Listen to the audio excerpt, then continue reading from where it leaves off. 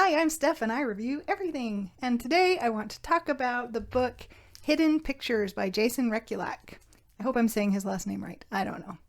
If you're new to my channel, so am I, so thanks for checking it out.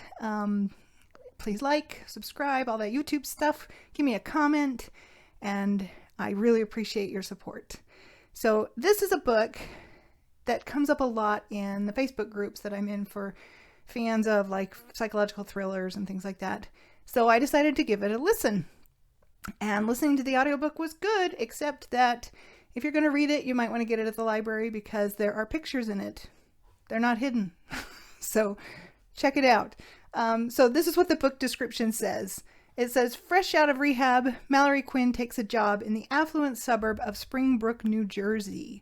As the babysitter for Ted and Caroline Maxwell, she is to look after their 5-year-old son, Teddy. So Mallory immediately loves this new job. She lives in the Maxwell's pool house, goes out for nightly runs, and has the stability she craves. And she sincerely bonds with Teddy, a sweet, shy boy who is never without his sketchbook and pencil. His drawings are the usual fare: trees, rabbits, balloons. But one day he draws something different, a man in a forest dragging a woman's lifeless body. As the days pass, Teddy's artwork becomes more and more sinister, and his stick figures evolve into more detailed and complex, lifelike sketches well beyond the ability of any 5-year-old. Mallory begins to suspect these are glimpses of an unsolved murder from long ago, perhaps relayed by a supernatural force lingering in the forest behind the Maxwell's house.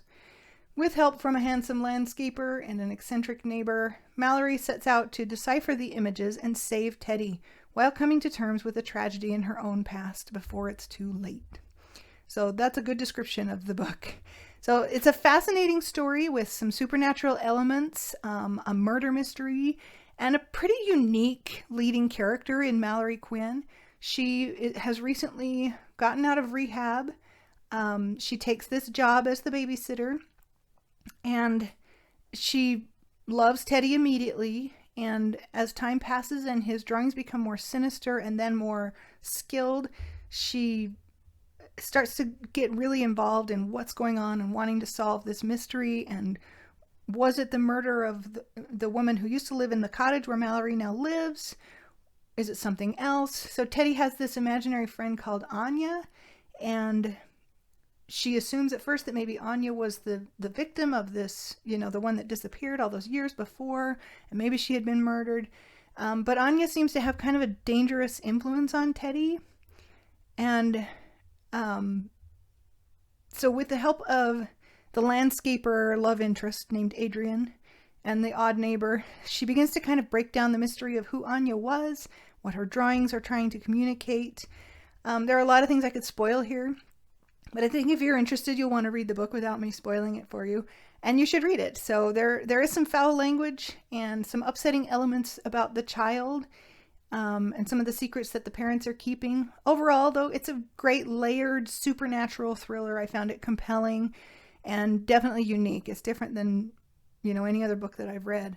So it's an untraditional ghost story with some modern twists and characters. And as I mentioned, the book is peppered with Teddy and Anya's drawings, which, like I said, if you listen to the audiobook, then you miss out on that. So this is the drawing of the woman being dragged through the forest. And then I'll show you one of the later drawings as they became more skilled. Let's see, here's some good ones. So while listening to it was fine, I do recommend that you get the book at the library if you're going to read it, because I think it's a different experience if you have the pictures as you're going along.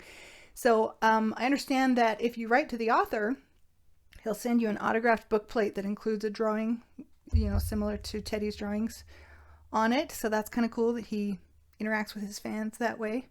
If you own the book, then obviously that would be a neat thing to have. So the resolution of the story, I think, is fulfilling. I think Mallory's character development is believable. She's this authentic, well-written protagonist, and she struggles with her addiction. She's been sober for, I think, 18 months when the book begins. And she's also fighting some other personal demons as she's trying to understand what's happening with Teddy. So the characters of Ted and Caroline Maxwell are interesting. Caroline's kind of insanely controlling of Teddy, and which is interesting. I think it works really well in the context of this story. So if you like a good thriller and a unique ghost story, then I think you should check out Hidden Pictures by Jason Rekulak. So thank you for watching and liking and subscribing and all that stuff. I really appreciate it, and I hope you have a great rest of your day.